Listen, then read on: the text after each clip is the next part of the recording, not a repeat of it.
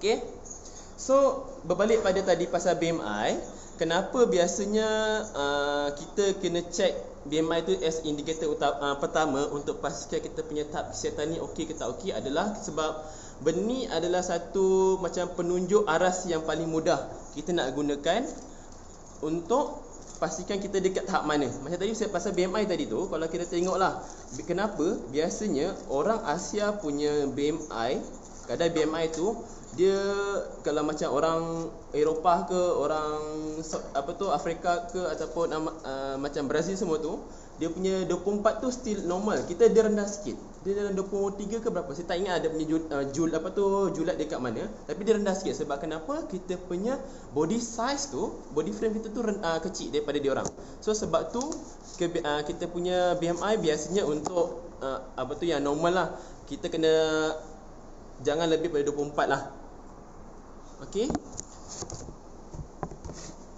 So, tapi sebenarnya kalau kita, tak semua orang boleh guna BMI ni untuk menjadikan indikator yang sama ada dia ni sihat ke tak sihat. Sebabnya kalau contohlah orang-orang yang macam dia mengandung ataupun orang tu dia ada buat exercise bodybuilder, tak kisahlah dia betul hardcore bodybuilder ataupun orang tu macam saja-saja jadi macam dia just nak leisure punya bodybuilder pun, bila dia start dengan bina badan, biasanya dia punya kadar jisim muscle tu, otot dia tu dia berat compare dengan kita punya lemak. So bila orang-orang yang macam inilah, dua orang ni kebiasaannya, orang yang mengandung ataupun orang yang bina badan, kita tak boleh nak gunakan BMI ni untuk memastikan dia ni dekat orang yang overweight ke ataupun underweight, sebab dia orang dah lain. Okey. So untuk orang-orang macam ini, kebiasaannya lah, ataupun contohlah orang tu nak turunkan berat badan ke apa, kita lebih suka daripada kita fokus selain daripada guna BMI, kita fokus pada kita punya body fat percentage. Body fat percentage ni pula kita ada cara nak check. Cara paling mudah yang tak banyak guna peralatan adalah sama ada kita gunakan ukur lilit ataupun kita gunakan skin fold. Dia skin fold ni dia ada macam penyepit je lah. Kita boleh guna. Kalau penyepit ni biasanya kena ada orang yang betul-betul ada ilmu dalam macam mana dia nak praktikkan untuk skin fold punya caliper ni. Sebab benda tu dia ada certain tempat yang kita akan ambil measurement dia. So orang-orang yang biasanya kalau kat Malaysia ni, dia orang ada kelas untuk dapatkan sertifikat lah untuk buat skin fold ni. Sebab kalau orang kita saja buat je, macam saya dulu masa study belajar pasal benda ni, tapi bila tak praktikan, so bila kita buat dekat orang, takut dia punya result tu tak tepat. Okay, so benda ni kita boleh sendiri buat, kita boleh beli je. Rasanya kalau dekat online tu dalam berapa ringgit je, tak sampai RM10, RM2-3 boleh jumpa. Tak pun, cara paling mudah kita gunanya lah kita punya ukur lilit. Ukur lilit kita kalau untuk lelaki biasanya kita gunakan tengkuk dengan pinggang lah. Kalau untuk perempuan, kita akan fokus tengkuk, pinggang dengan pinggul. So kita ambil measurement ni. Bila kita, tak kisahlah kita nak guna untuk harian ke, mingguan ke, ataupun kita nak measure sama ada kita dah ada inch loss ke tidak, ini jauh lebih better lah daripada kita fokus pada BMI ataupun penurunan berat badan semata-mata. Okay. So selain daripada kita boleh nak tengok body fat percentage, daripada kita gunakan skin fold ataupun kita gunakan kita punya ukur lilit badan, kita juga ada mesin. Kalau anda semua pernah dengar pasal mesin body fat analyzer, yang ini nama mesinnya, kalau nama komersialnya body fat analyzer lah, tapi kalau nama biasa kita guna body electrical impedance analysis, BIA. So macam mana BIA ni ataupun body fat analyzer, yang gambar dia contohnya macam gini. Saya tunjuk contoh lah. Biasanya dekat Lazada ke apa semua ada. Alamak, terkeluar terus kat Lazada. Macam gini. Dia sekarang macam-macam brand lah. Kalau boleh nampak, ni contoh-contoh dia lah. Mesin-mesin macam ini, dia akan bantu untuk check kita punya body fat percentage. Cara dia check, dia akan hasilkan check kita punya daripada elektrik dalam badan kita. Sebab dia akan bagi satu elektrik punya renjatan, dia akan check dengan dia melalui kita punya kita punya otot, lemak, dia akan hantar signal semua benda tu semua, lepas tu masuk dalam mesin. Bila sampai mesin tu, mesin dia akan tunjuk dia punya result. Yang ini kita boleh lagi jauh lebih better lah. Tapi dia punya daripada segi ketepatan tu depend pada mesin tu sendiri. Mesin tu sendiri dengan time bila kita ambil.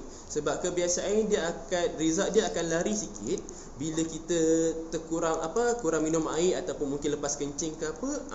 Biasanya benda tu akan lari sikit daripada result.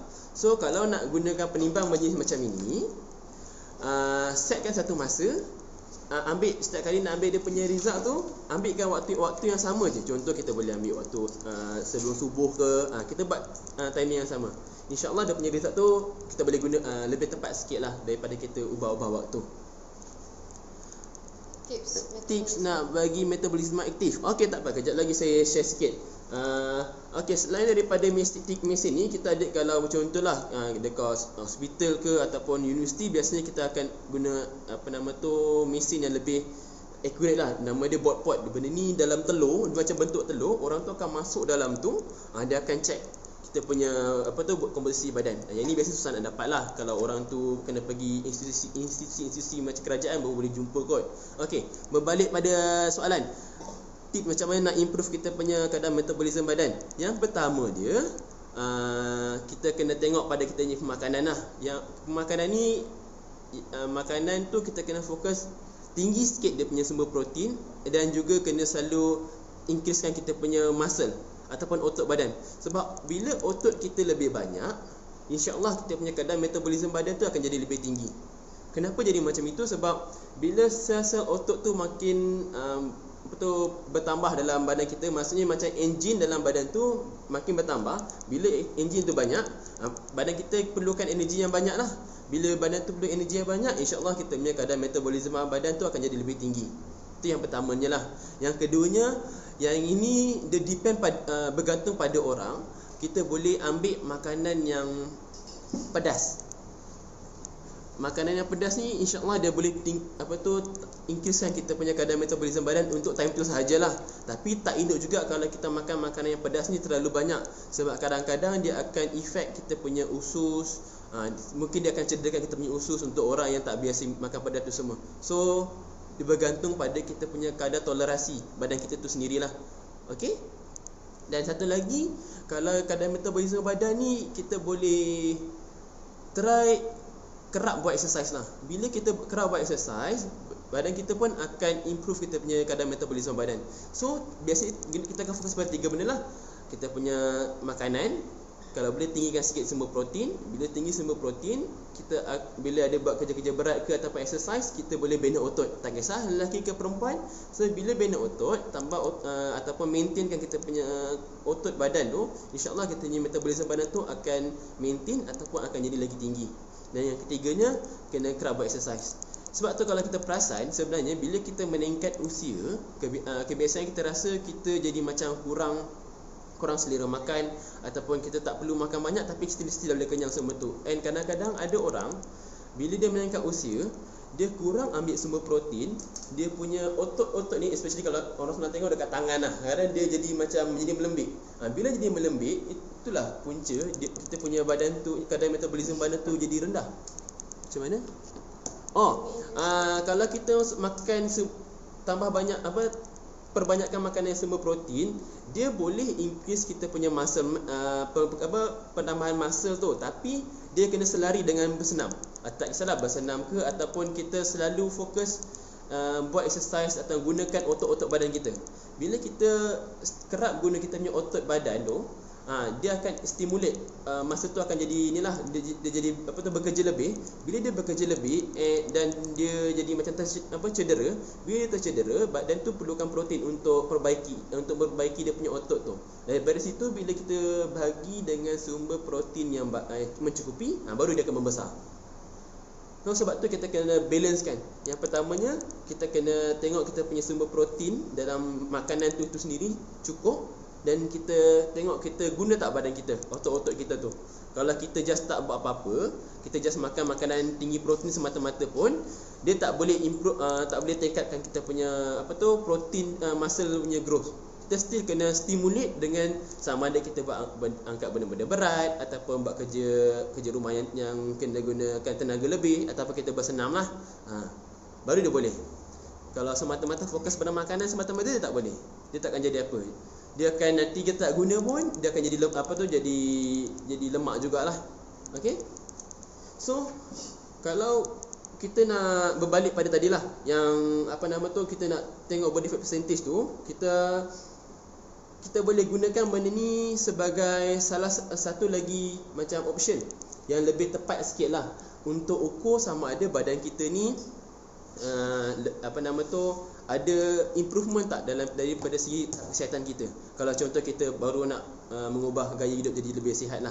Sebab benda ni kita boleh nampak bila kita punya, contohlah untuk lelaki, kalau kita punya body fat percentage tu dalam 20 lebih, bawah 25 berapa dia punya rate ni body fat percentage.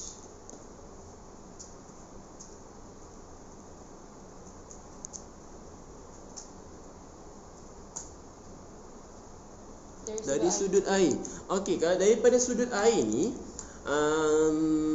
kalau macam nak cakap orang biasanya lah kita nak turunkan berat badan, ada orang cakap pasal turun berat badan, turun air lah ke apa kan.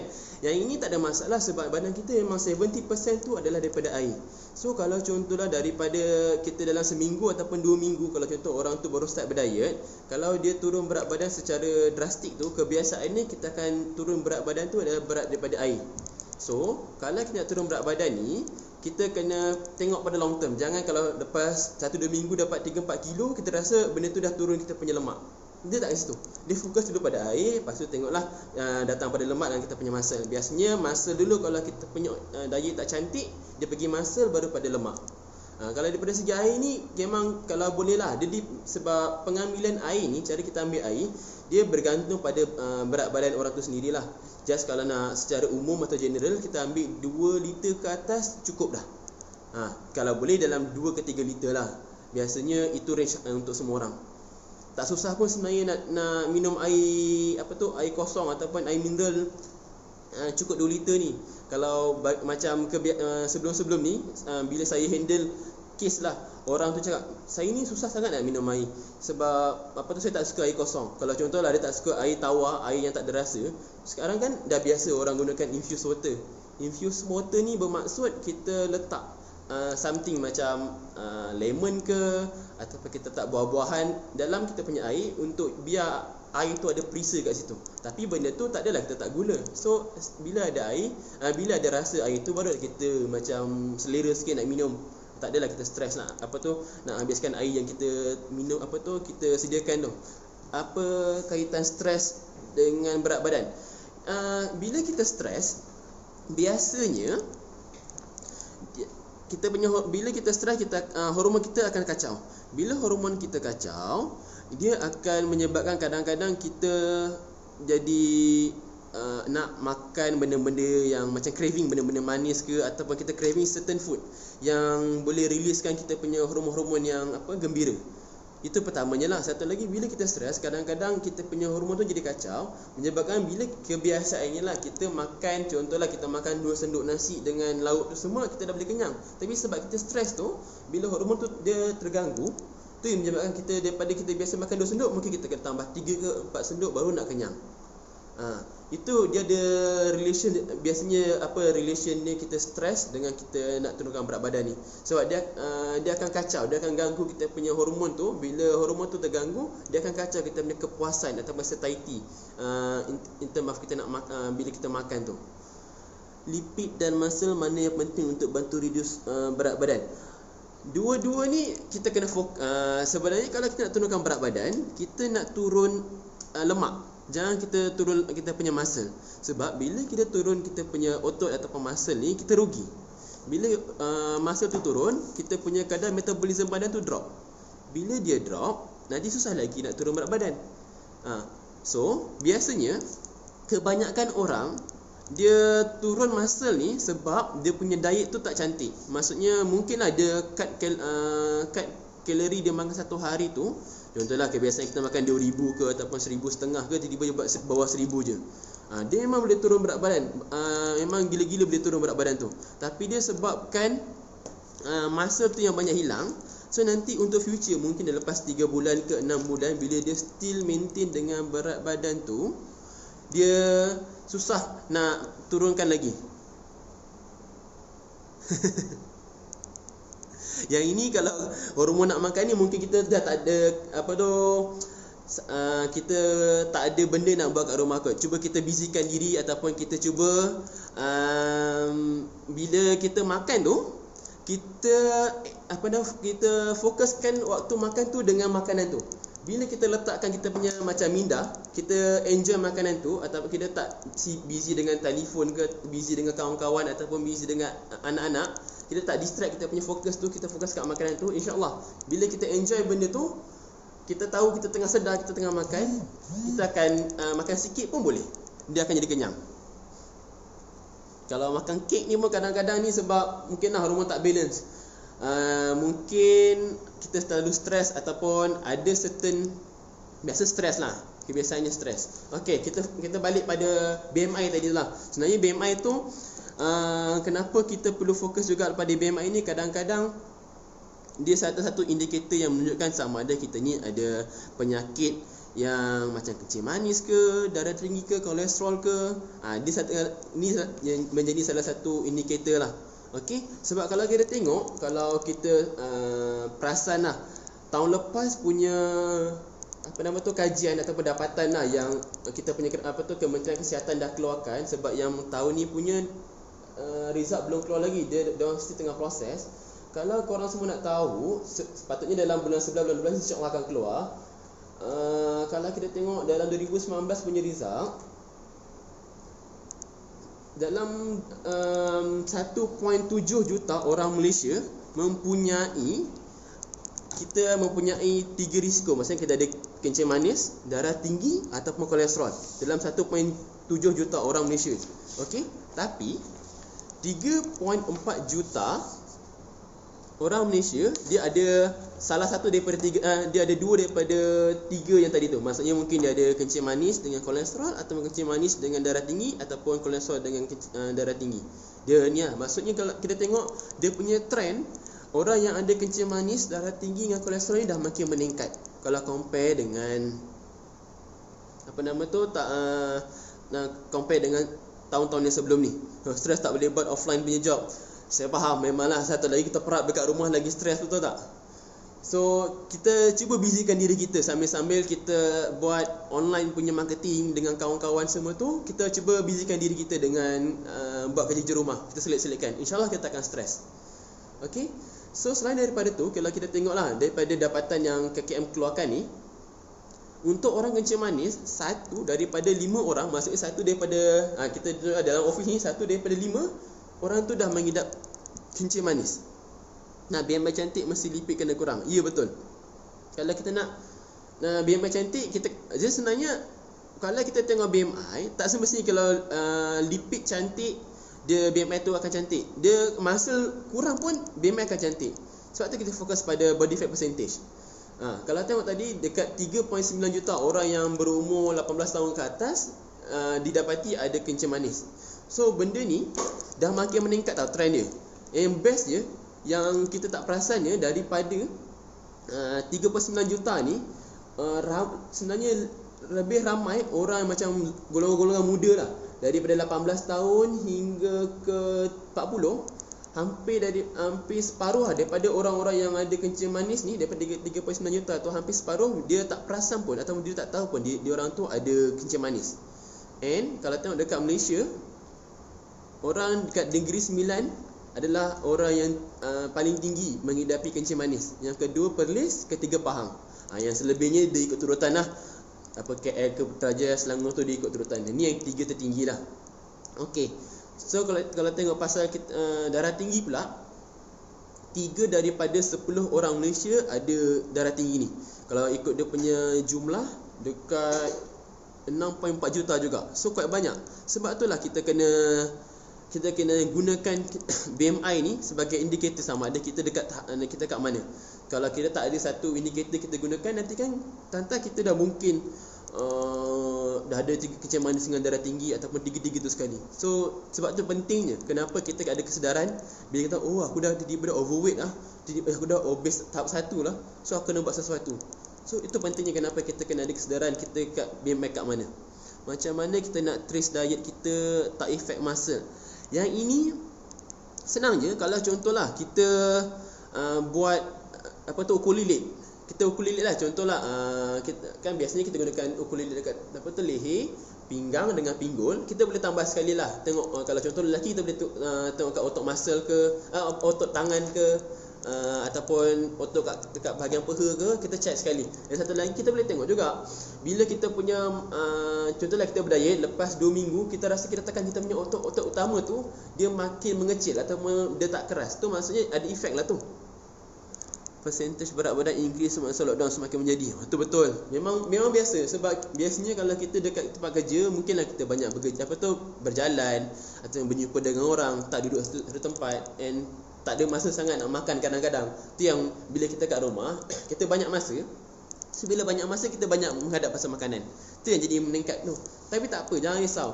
Kejap lagi kita akan ada cara dia. Selain daripada kadang-kadang orang susah nak turun berat badan daripada nak jaga makan ke apa, kita ada cara dia yang insya-Allah benda tu boleh membantu selain daripada kita exercise dengan jaga makan. Tak apa, kita sentuh kejap lagi. Okey? And kalau tengok pasal kolesterol ni, 4 daripada 10 orang, maksudnya sama jugalah macam tadi darah tinggi juga. 4 daripada 10 orang Malaysia mempunyai kolesterol tu. So kalau tengok kat sini, trend dia makin lama makin naik tau. So kita kena sedar, kalau kita tak titik beratkan, tak ambil kisah langsung pasal kita punya BMI kita dekat kategori yang mana, kita tak tahu. Kadang-kadang kita aku ni ada ke penyakit-penyakit ni, sebab BMI pun aku tak kisah kan. Benda paling simple pun kita tak kisah. Lagi kita tak kisah pasal kita punya tak kesihatan. Sebab bila kita nak tahu benda-benda simple macam kencing manis, darah tinggi, kolesterol ni pun, kita kena pergi jumpa doktor ataupun kita buat blood test, baru kita tahu. Kalau macam paling malas pun, kalau kita tak nak pergi dekat lab swasta, kita boleh pergi farmasi. Kerana certain farmasi kan boleh buat yang simple-simple kan. Kita boleh check juga. So sekarang alang-alang ada masa, better lah kita pergi try invest sikit duit, sekurang-kurangnya dalam setahun sekali ataupun setahun 2 kali. Kita check kita punya kita punya tak kesihatan macam mana. Tak ada mahal sangat, 100 lebih rasanya kalau kita buat. Kalau nak buat yang simple, pergi kat farmasi buat bayar RM10 kot, lebih kurang lah pun kita boleh buat. So kurang kita tahu, kita dah tahulah benda simple ni. Benda-benda yang basic macam kencing manis, darah tinggi, kolesterol ni kita ada apa ke tak ada. Kalau tak ada, alhamdulillah lah. Kalau ada indikator, better kita buat sesuatu. Takkan dah tunggu tiba-tiba doktor dah suruh makan ubat semua tu baru kita nak buat sesuatu kan. Dah terlambat lah. Tapi still boleh lagi kita usahakan. Okay.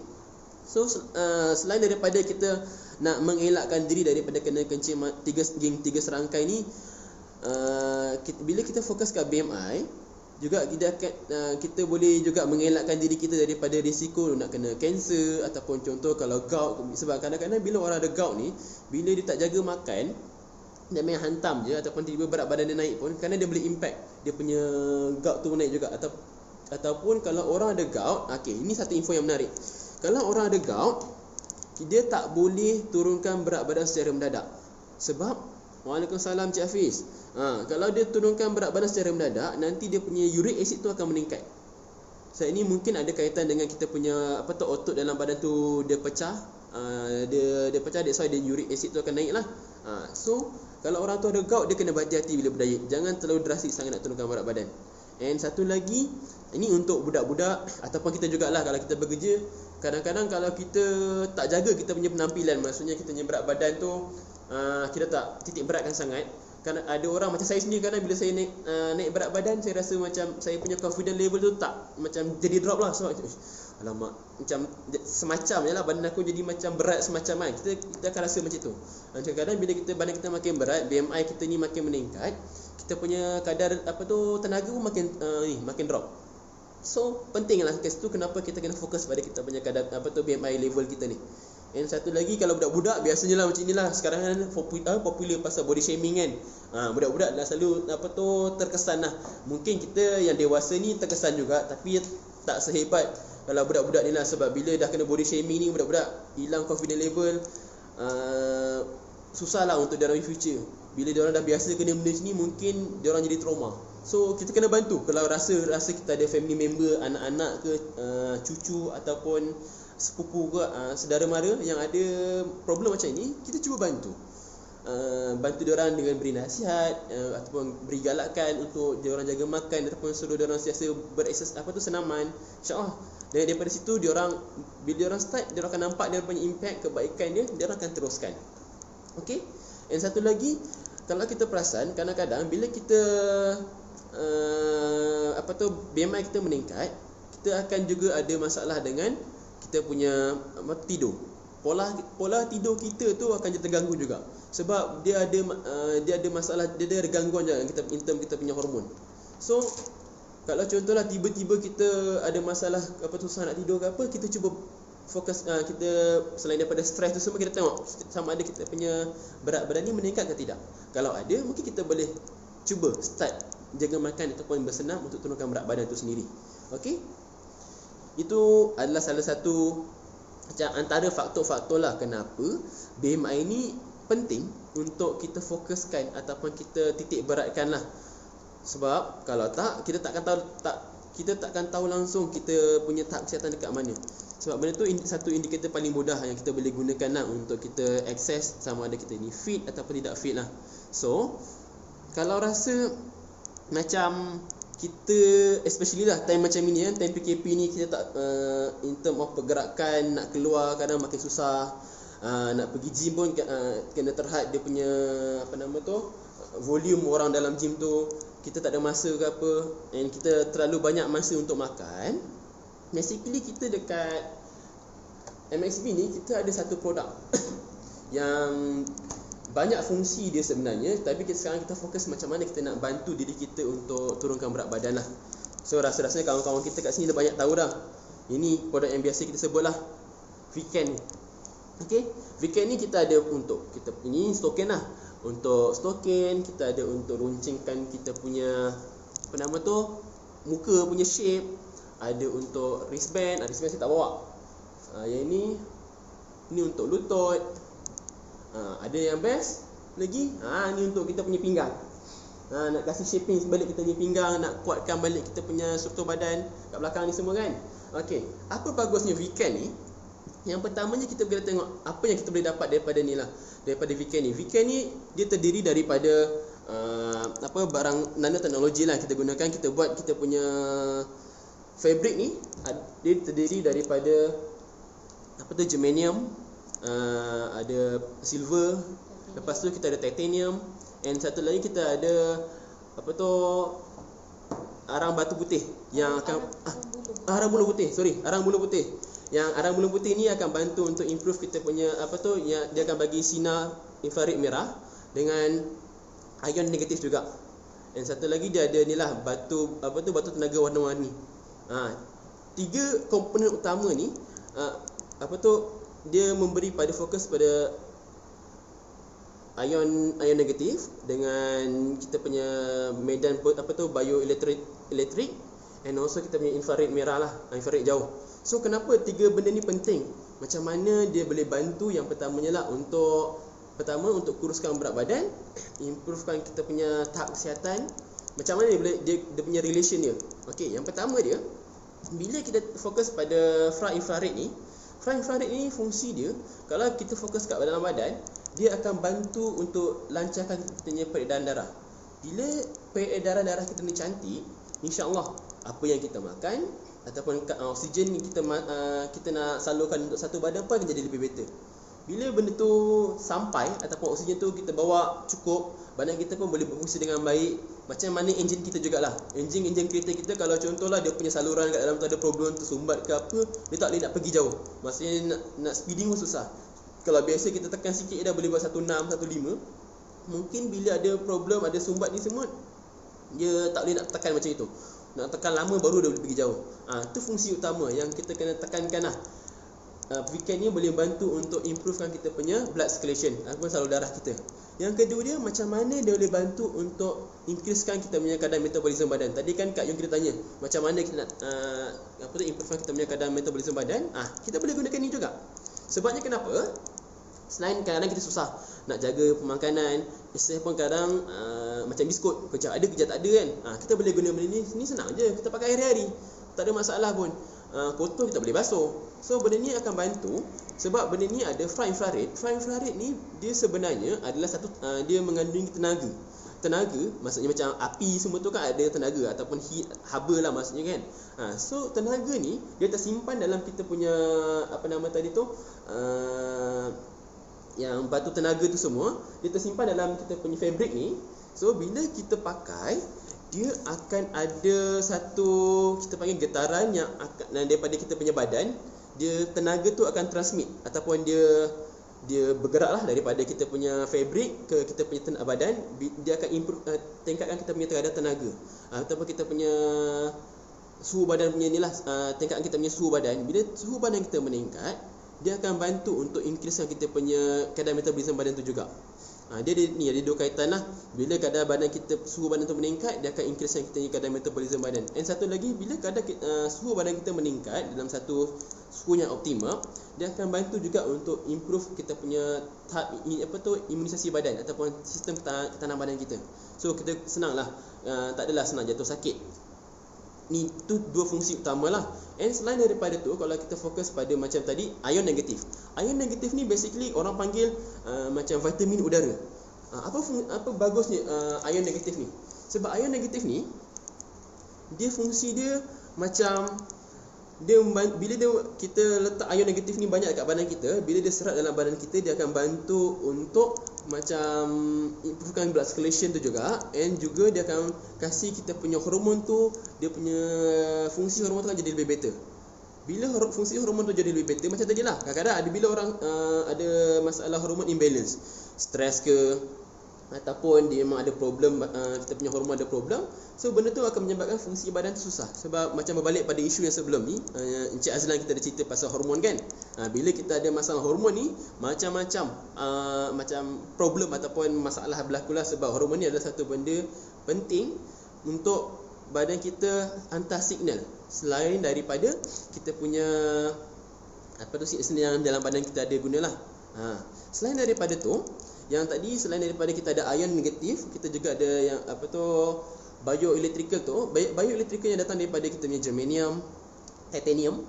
Ini akan bantu, dia akan hantar macam satu signal elektrostatik yang badan kita kan, bila otak kita nak hantar signal daripada synapse tu semua tu, dia macam gunakan elektrik. So yang electrical charge yang wujud dalam kita punya fabric ni, dia akan membantu untuk stimulate kita punya signal-signal dalam badan supaya berfungsi dengan lebih baik. Bila kita punya signal punya fungsi tu kan sampai dekat badan kita jadi lebih better, barulah kerja fungsi badan tu akan bergerak jadi lebih better. And satu lagi, bila ada charge electrical ni, dia akan bantu untuk kecilkan molekul-molekul yang macam especially kita punya molekul air dalam badan kita lah. Sebab kita dalam badan kita ada 70% kan air kan. Bila kecilkan molekul-molekul air ni, dia akan bantu untuk mudahkan penyerapan. And satu lagi, dia akan bantu jugalah untuk kurangkan blockage. Kalau contoh tu orang tu ada kolesterol tinggi ke, mungkin dia punya salur darah tu dah sempit kan, dia akan bantu juga. So itulah fungsinya macam mana selain daripada kita fokus untuk turunkan berat badan, weekend ni juga akan bantu. Kalau contohlah orang tu memang tak ada apa-apa penyakit, dia bantu untuk kurangkan atau menjauhkan diri kita lah. Ini kira macam asbab selain daripada kita dah berusaha jaga makan, exercise semua, kita boleh gunakan dia juga untuk pelindung lah, mengurangkan risiko. Tapi kalau contoh orang tu memang dah ada risiko ataupun orang tu memang dah ada, kita juga boleh berikhtiar dengan benda ni untuk mengurangkan risiko kita untuk komplikasi tu jadi lebih teruk. Contohlah orang tu ada kencing manis, kalau tak kontrol dia punya darah dalam badan tu terlalu tinggi, mungkin dia punya kaki kena potong semua kan. So ini ikhtiar kita lah untuk kurangkan supaya blood circulation tu jadi lebih cantik, supaya kita punya condition badan tak jadi lebih teruk. Daripada kita tak buat apa-apa, kita just menunggu je kan. Takkan kita nak terima je apa yang Allah bagi. Allah jadi berikan kita macam dugaan tu, pastinya ada cara kita nak atasi.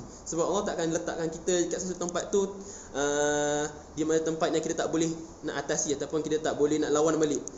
Sebab dengan cara Allah letak kita kat tempat yang macam mungkinlah bagi kita susahnya, macam mana aku nak hadapi benda ni. Sebenarnya Allah tahu potensi kita boleh lawan benda tu. Kalau kita betul-betul berusaha dan also bertawakal dengan Allah, insya-Allah kita dapat lawan dan kita akan menang lah. Maksudnya kalau kita sebaliknya, jadi sebaliknya. So sebab tu ini sebagai salah satu cara lah yang kita boleh gunakan selain debat untuk membantu improvekan kita punya tahap kesihatan. Kalau join kita punya family, boleh membantu untuk menambahkan poket juga. So dua dalam satu. So insya-Allah ini cara-cara yang kita boleh dekat dekat MXB kita nak cara-cara kita boleh bantu kita punya klien ataupun kawan-kawan kita macam mana kita nak sihat selain daripada kita jaga makan. Senang je, hari-hari pakai, tak susah pun. Kotor kita boleh basuh, lepas tu kita boleh guna balik. So benda ni bukan sekali pakai kena buang, tak ada. So jimat sekali beli kita boleh guna insya-Allah sampai bila, selagi benda tak rosak lah. Okey, dan tahap benda tahan lama insya-Allah. So berbalik pada macam kenapa macam tajuk saya tadi, yang pertamanya sebagai konklusi lah, kenapa pentingnya kita kena tekankan BMI ni. Sebab benda ni memang sebagai satu front line untuk memastikan sama ada kita punya tahap kesihatan ni okey ke tak okey. Untuk pastikan kita ni tahu macam mana tunjuk, aku ni dah improve daripada tahap yang obes tahap 2, tahap 3 dah turun ke tahap 1. Alhamdulillah lah kan. Kalau tak kita tak tahu langsung macam mana kan. Selain daripada tu kita boleh fokus juga daripada BMI, kita boleh juga lepas ni try lah gunakan body fat punya percentage. Tak susah, kita boleh guna dua-dua benda ni. Kita terangkan pada kawan-kawan kita, selain daripada BMI kita fokus juga pada body fat percentage. Ukulele boleh, kalau ada duit lebih kita beli yang body fat analyzer tu. Macam-macam brand ada sekarang ni. Korang dalam satu tempat ada satu, boleh lah, bagus, satu cantik dah kita boleh guna. Okey. So sebelum saya tutup, saya bagilah peluang untuk bertanya satu dua soalan. Sikit saya buka Q&A sikit.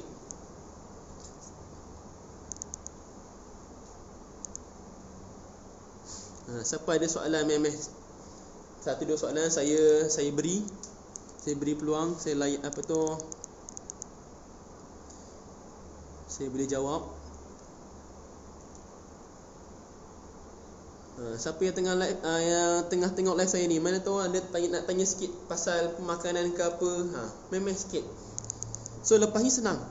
Kalau contoh, tak semestinya lah orang tu ada penyakit je baru kita nak tolak kita punya weekend ni. Tak ada penyakit pun kita boleh tolak. Kalau orang tu nak sihat, cakap je.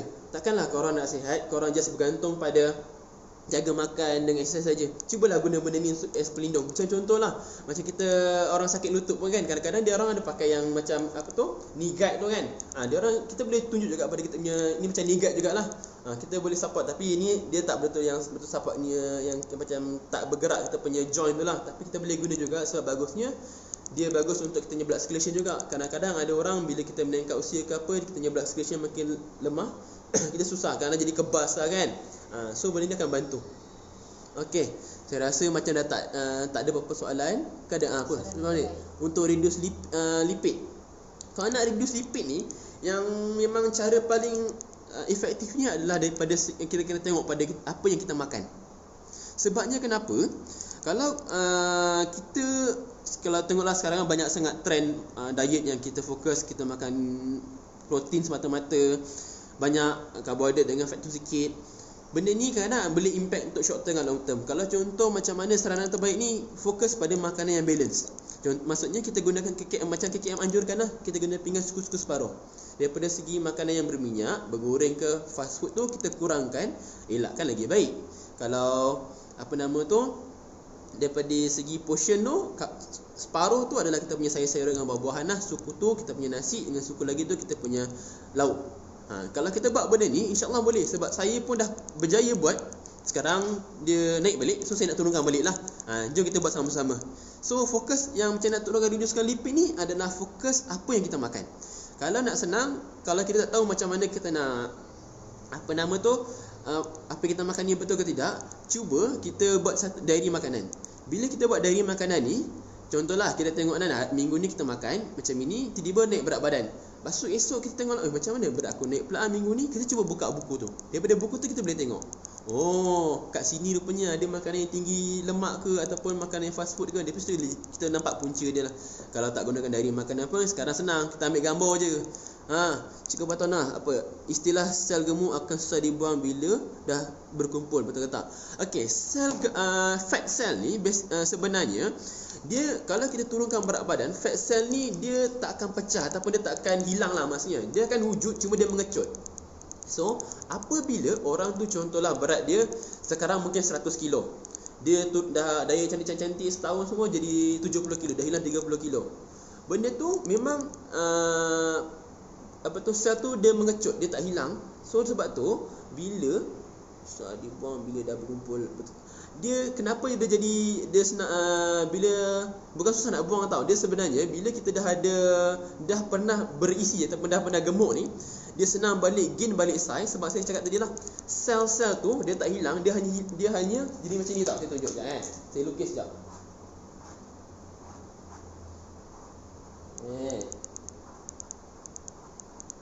Okey, dia jadi macam ni. Nampak tak? Yang bulat-bulat tu contoh dia macam kita punya lemak-lemak lah. Yang saya buat tingkat-tingkat tu contoh kira macam lapis lah. Okey. Contoh kalau kita bila kurus tu, contohlah kita punya berat 100 kilo, so jadi 3 lapis. Bila turun jadi 70, mungkin tinggal jadi 1 lapis. Tapi yang lapis 2 atas ni dia menurun, dia mengecil je. Dia macam kita punya belon. Bila bocor, dia ataupun kita buka dia punya satu lubang keluar angin, dia akan mengecil lah. Tapi bila kita tiup balik, dia senang balik nak mengembang. Sebabnya kenapa, kalau tengoklah macam kita beli belon-belon yang mahal tu kan, biasanya kita nak tiup awal kan susah gila kan, sebab dia tak kembang lagi. Dia sama je macam ni. Dia bukan susah nak dibuang ke apa, dia senang je sebenarnya nak buang. Dia semua bergantung pada macam kita punya diet, exercise dengan kadar metabolisme badan. Cuma dia senang datang balik tu sebab benda tu, sel tu dah mengembang, dia senang balik nak datang balik. So betul kat Yung kita fokus pada pemakanan untuk reduce lipid tu. So kalau macam cara lain kita boleh buat dari makanan ataupun kita ambil snap gambar supaya kita boleh tengok balik apa yang kita makan, supaya memudahkanlah urusan kita nak pastikan apa yang jadi punca lah. Okey. So Cikgu Fatona, rasanya sampai tak apa soalan, jawapan yang saya bagi untuk soalan tu?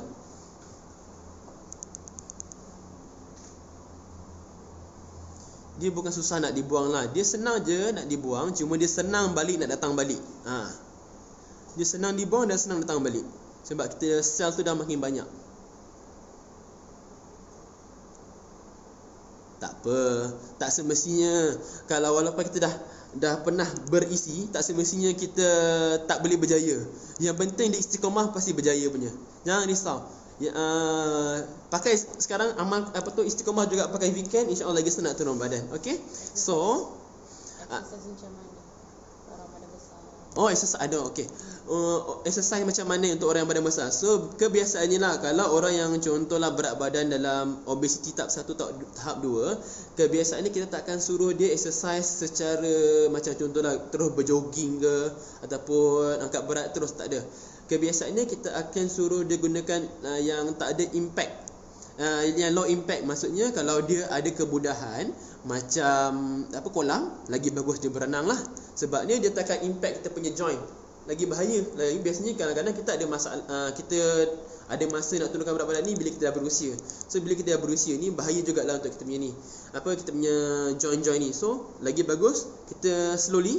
Kalau tak ada kemudahan, kita berjalan laju dalam setengah jam. Jangan lama-lama, sebab kalau kita makin lama, kita lagi memberi impact yang teruk kat kita punya joint lah. And selain daripada tu, kalau kita ada duit lebih sikit, kita boleh guna yang cycling ke tak apa, naik basikal biasalah pusing kampung pun boleh juga. Tapi kalau kita nak kita gunakan mesin ni, kita jangan gunakan pace yang sama tau. Kalau contoh kita berjalan laju ataupun kita naik basikal atau gunakan basikal yang macam basikal gym tu, kita cuba macam setiap 1 minit kita push, macam kita sprint lah, kita push laju. Lepas tu lepas 2 minit kita slow sikit. Kita buat benda tu, insya-Allah benda tu boleh. Jangan kita terus macam orang lain terus berjogging, berlari laju ke, angkat berat ke. Benda tu boleh buat, tapi dia depend pada orang tu lah. Kalau orang tu memang jarang-jarang exercise, better jangan push macam itu. Kalau tak, nanti lagi bahaya untuk badan kita. Kita start dengan baby step. Bila baby step tu dah ada improvement, baru kita ikut pada intermediate punya step. Tu cara saya biasa saya akan suggest pada saya punya inilah klien lah. Ada lagi soalan? Jat, last Kopek. Untuk bagi tips ni. kali seminggu tu nak exercise? Berapa kali seminggu? Basically kalau ikutkan kita punya KKM, ni 150 minit satu minggu. So kalau kita buat paling minimum 30 minit, hari-hari kena buat lah. Kalau tak ada masa, kita buat lah. Mungkin hari pertama kita exercise 1 jam. Bila 1 jam, nanti lagi 2 hari ke 1 jam lagi. Cukup sekarang 150, settle lah. Yang penting minimum 150. Kalau macam saya, dulu masa saya tak ada masa, saya buat kurang-kurang satu hari dalam 10 minit, pagi petang pagi atau malam 10 minit. Ada dah exercise, insya-Allah boleh. Dan lagi sekarang ada smartwatch kan, macam ni kan, kita boleh check berapa banyak kita dapat exercise semua tu. Kadang-kadang kita buat buat kerja rumah, menyapu ke apa, dah boleh, dah kira physical activity. So tak ada masalah. Okay, so saya rasa itulah soalan yang saya boleh jawab lah. Kan panjang-panjang kan, nanti pening pula. Kita boleh share, simpan untuk next punya ni lah, apa tu, sharing. Okay, so insyaAllah daripada sini saya minta maaf kalau saya ada kekurangan daripada saya punya tutur kata yang yang kurang daripada diri saya lah. And insyaAllah kita cuba share, kita sampaikan pada orang lain, mana tahu orang lain terinspirasi dengan kita video ni, and dia orang boleh mulakan satu buat perkara yang baru lah. Macam contoh start dengan diet ke, and mana tahu start terus dengan weekend ni terus dapat rezeki terus kat kita kan. Dan kita dengan umur, okey, ni last 150 minit dia sebenarnya tu general, tak kisah. Sebab 150 minit ni sebenarnya memang semua orang boleh buat. Dia tak semestinya kita kena exercise. Kita buat physical activity, buat kerja rumah pun dah dikira juga dalam benda tu. Okay Kak Yong? Okay, so kita jumpa lagi untuk next session. Lepas ni mungkin Zoo akan sambung untuk esok ke, kita tengoklah. So 2 hari lagi saya akan masuk balik dengan topik yang baru. Okay, Assalamualaikum.